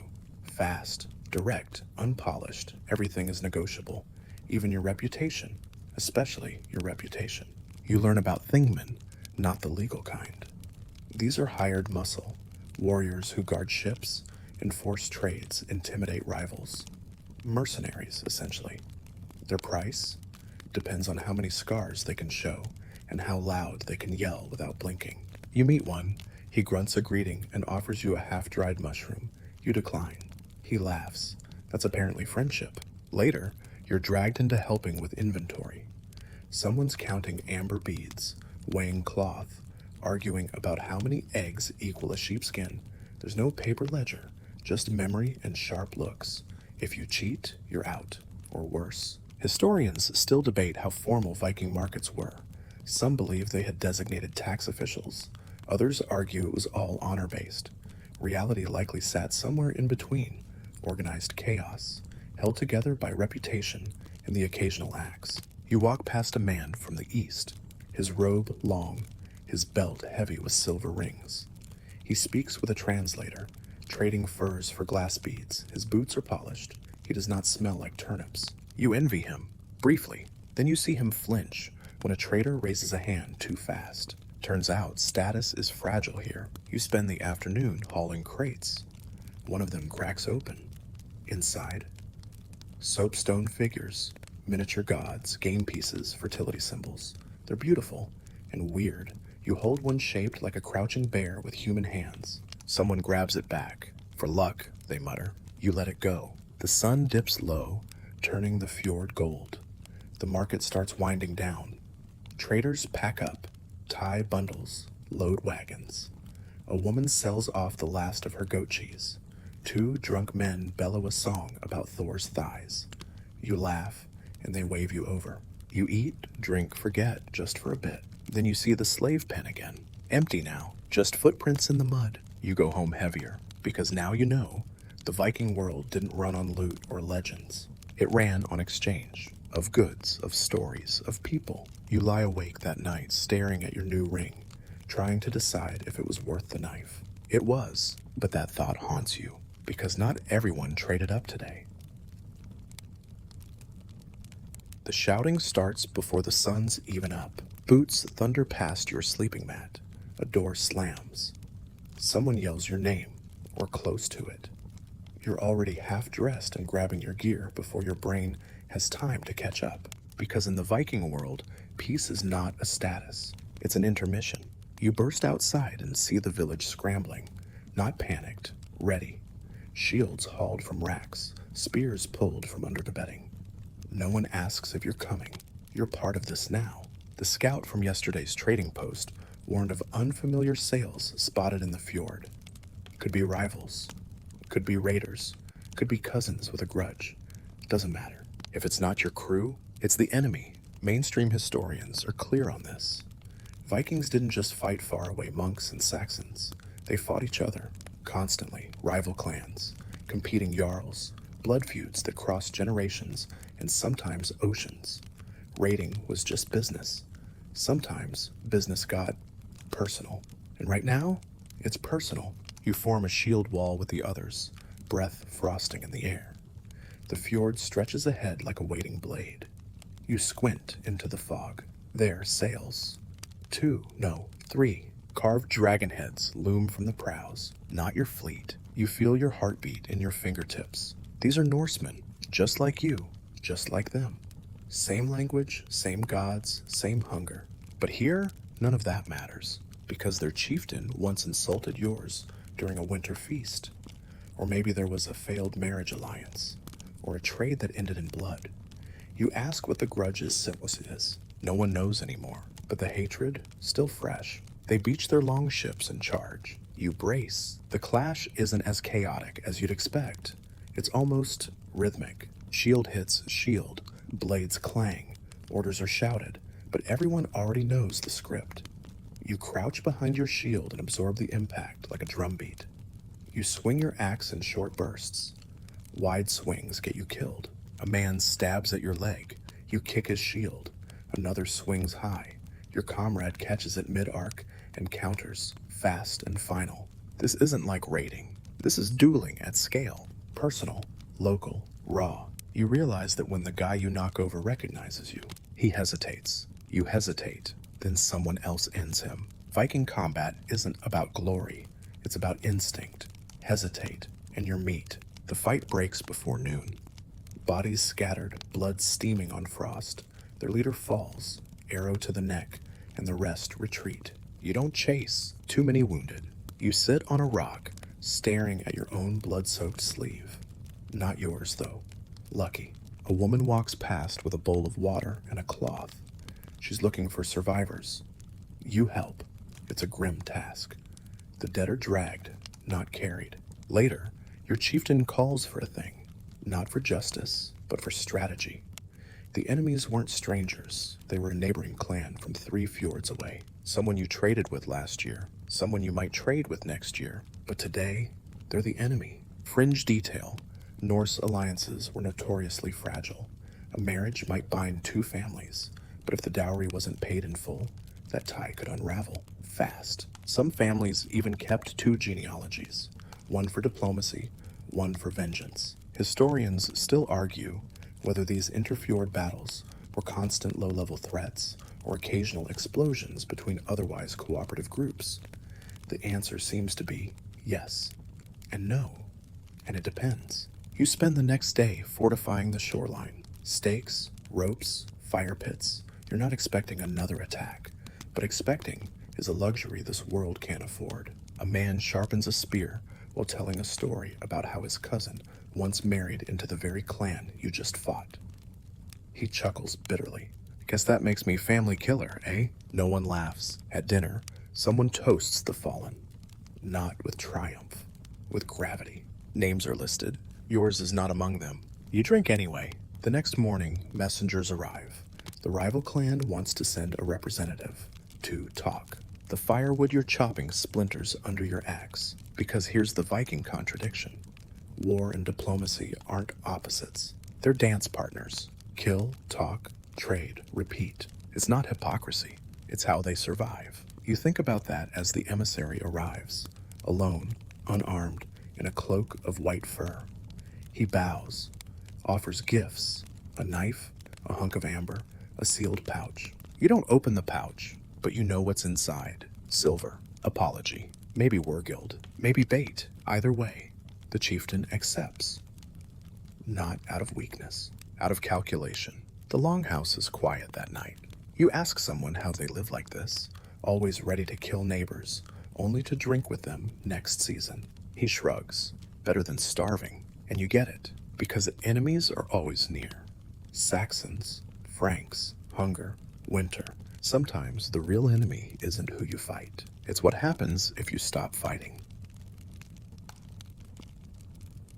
You've been here long enough to know how to swing an axe without slicing your leg open. You've eaten fermented shark, survived your second flea infestation, and learned to sleep through the midnight snoring of 3 goats, 1 blacksmith, and a man who whispers poetry in his dreams. But you still don't understand these people. Not really. Not until tonight. You're sitting by the fire, massaging sore shoulders and counting new bruises when the old man starts to speak. Not loudly, not theatrically. Just begins. No one stops him.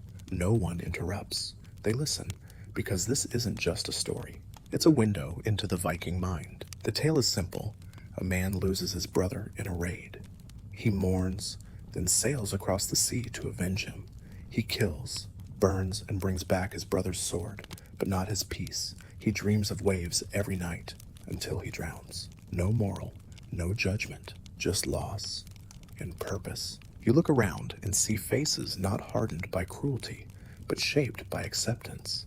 These people don't chase happiness. They chase meaning. Mainstream historians often describe the Norse worldview as fatalistic, rooted in a belief that fate, Wired or Urder, governs all.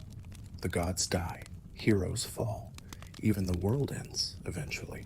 But they don't cower from it. They lean in. You begin to see that this culture isn't about blind rage or bloodlust. It's about control in an uncontrollable world. When the crops fail, that's fate.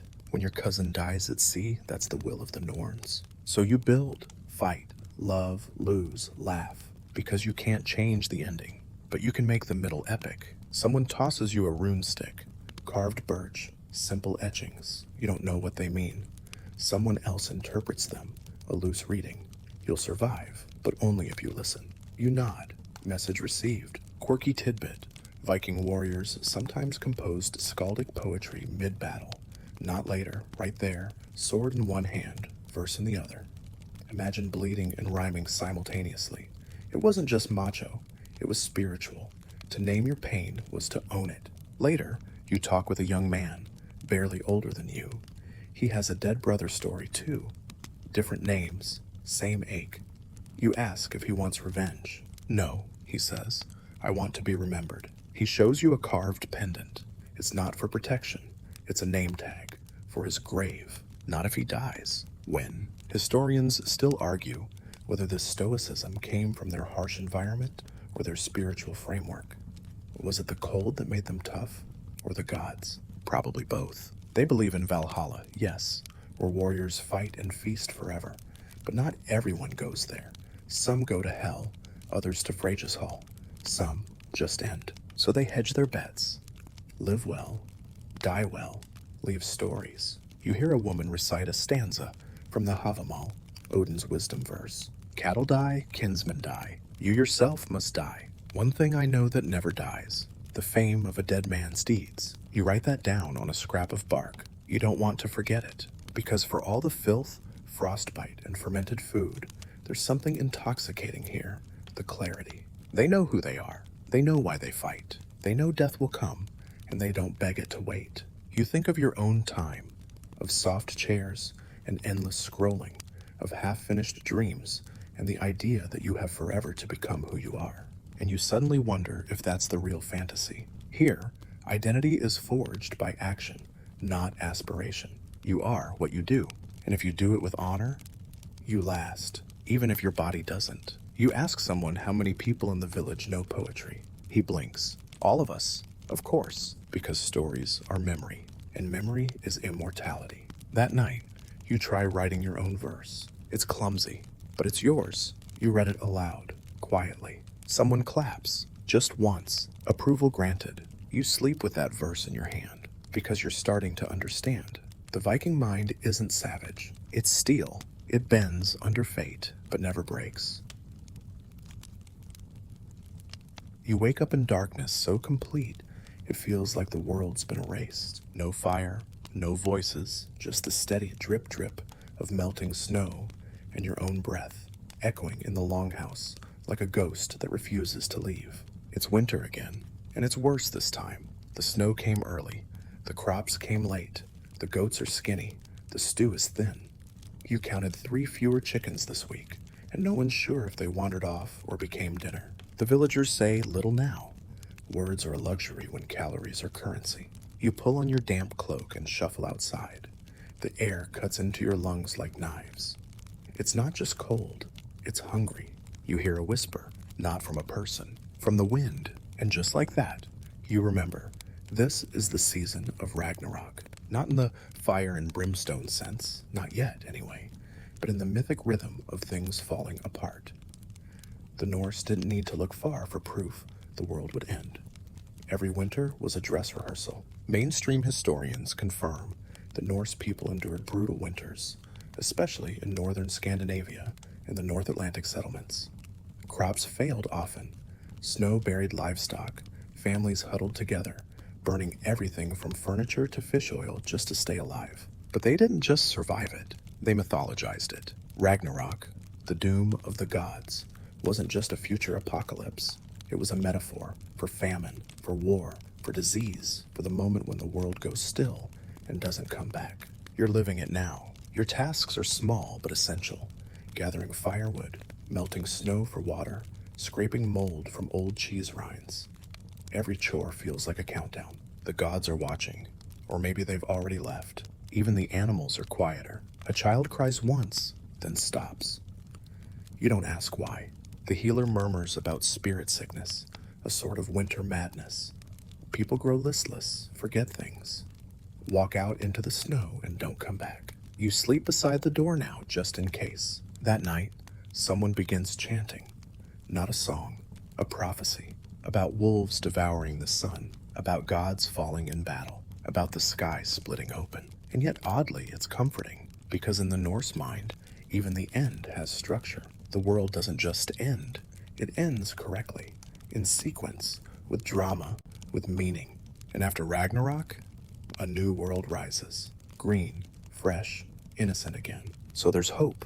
Quirky fact, some scholars believe the Norse apocalypse myth may have been influenced by volcanic winters, especially around 536 AD, when a massive eruption caused global cooling.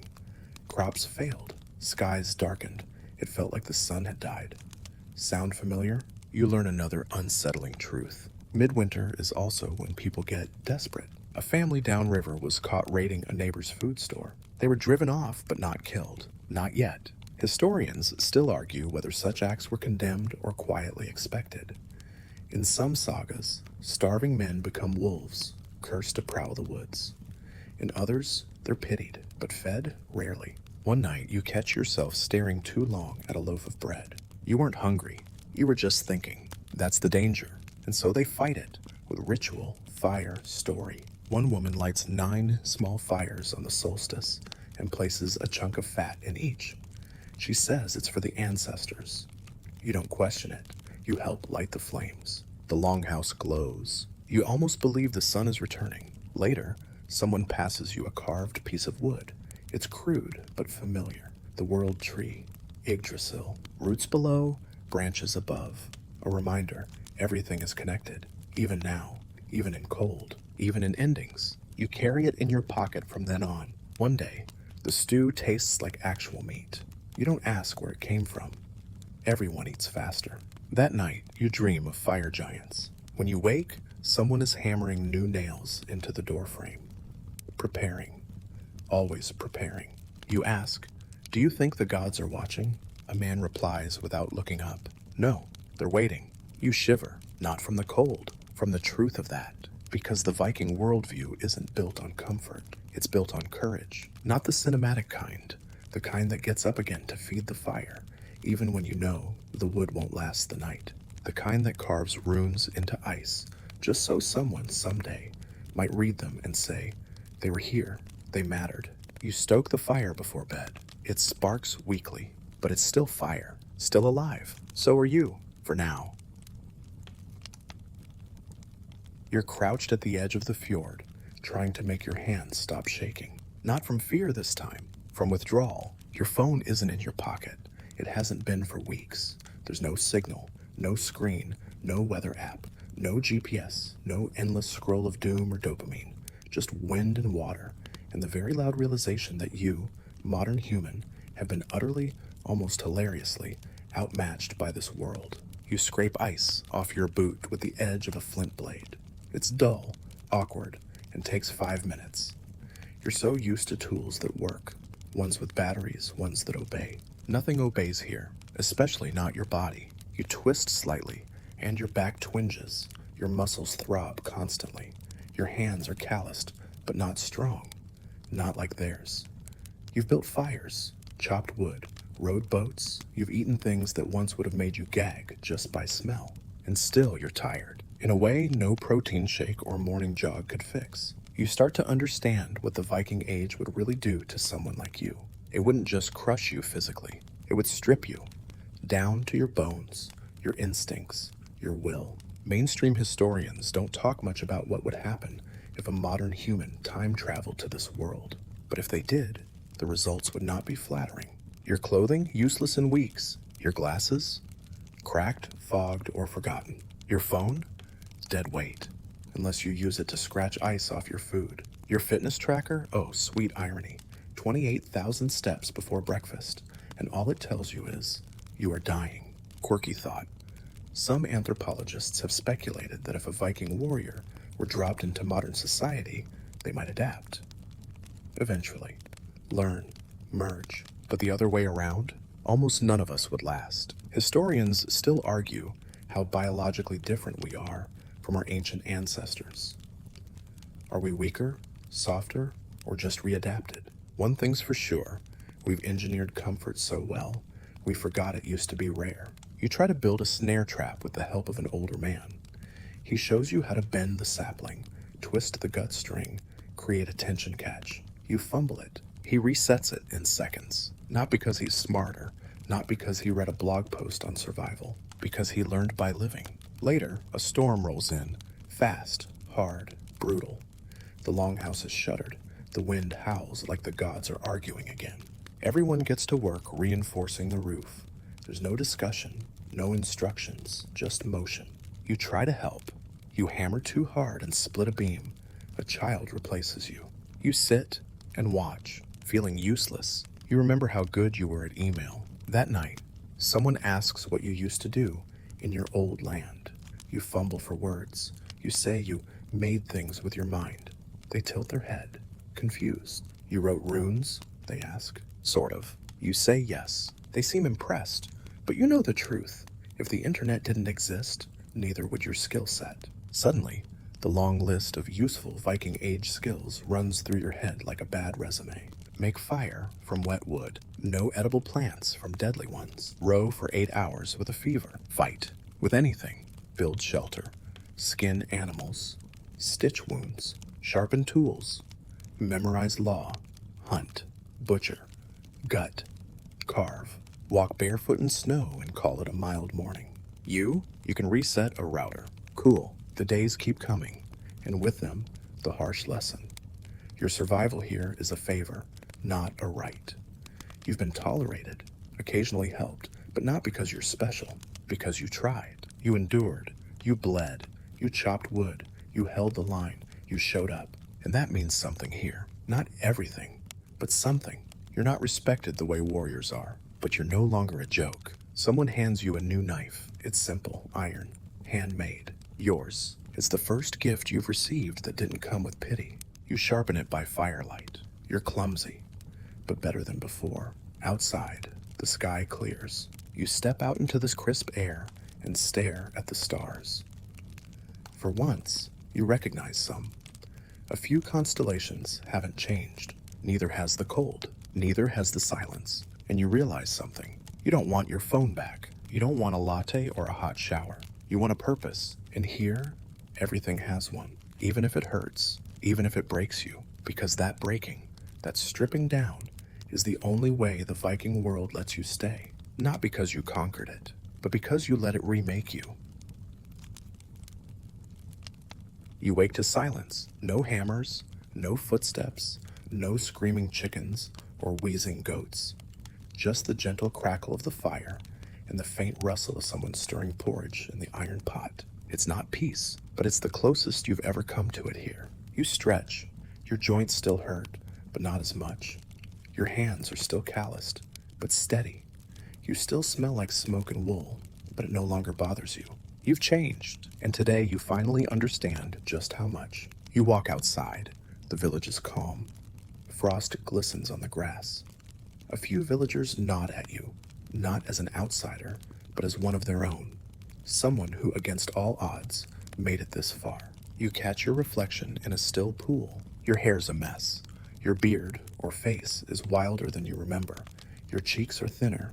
Your eyes, sharper. You don't look strong, not like the warriors, but you look like you belong, which is more than you ever thought you'd say when you first woke up in this cold, brutal, goat-infested timeline.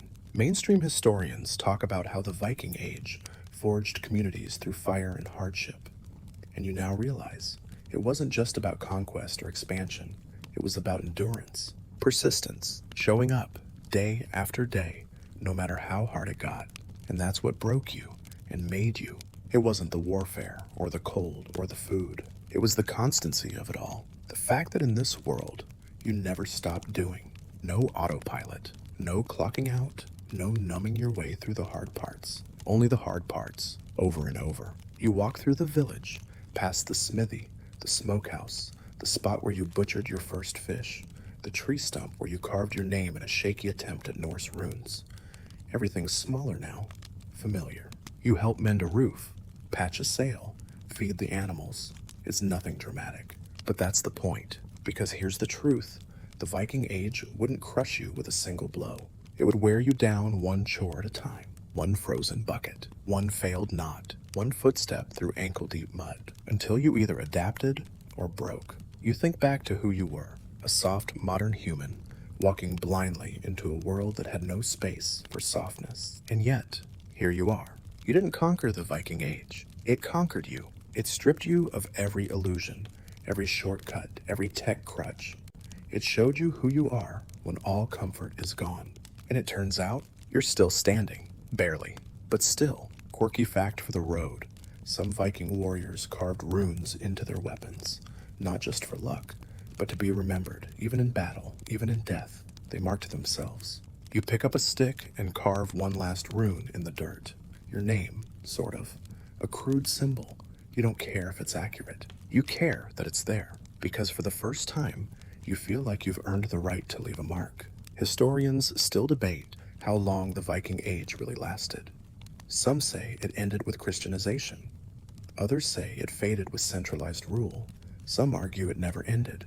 It just evolved. But for you, it ends here. You look around the village one last time. The wind carries wood smoke, brine, and something almost sweet. Mead, maybe, or boiled bark. It's hard to tell anymore. You inhale it deeply. The longhouse glows in the distance. And for a moment, you think, you'd stay. If you had to, you'd survive, but not without scars. Because this age doesn't make space for softness. And that's why you, modern human, would break before they did. But maybe, just maybe, you'd break into something better. The fire burns low now, just embers, faint orange, pulsing like a heartbeat, slowing into sleep. You're wrapped in fur, heavy, warm. It smells like earth and ash and everything you've been through. Outside, the wind has softened. No howling, just a whisper, brushing against the longhouse like a final thought not yet spoken aloud. You're not cold anymore, not because the air changed, because you did. The ache in your muscles is quiet now, like it finally trusts that you're not giving up. Your hands are still rough, your feet still sore, but none of it feels sharp. Just background noise to a body that knows what it's for. You watch the smoke curl upward, slow, spiraling. It doesn't rush, doesn't fight. It just rises. And in that stillness, something shifts in your mind. The noise, the pressure, the endless chase for comfort, all of it feels far away, fainter than the stars outside. You've lived 100 days in a world that never bent to you. You adapted, and even though you're going home, whenever that happens, if it happens, you'll never unknow what this place taught you. How to carry weight, how to wake up cold and move anyway, how to find meaning in the mundane and purpose in pain. You feel sleep pull at you gently, like a tide returning to the sea. Let it. Close your eyes. You've earned this. Tomorrow will come, as it always does. But for now, rest, breathe deep, and let the Viking Age fade behind your eyelids.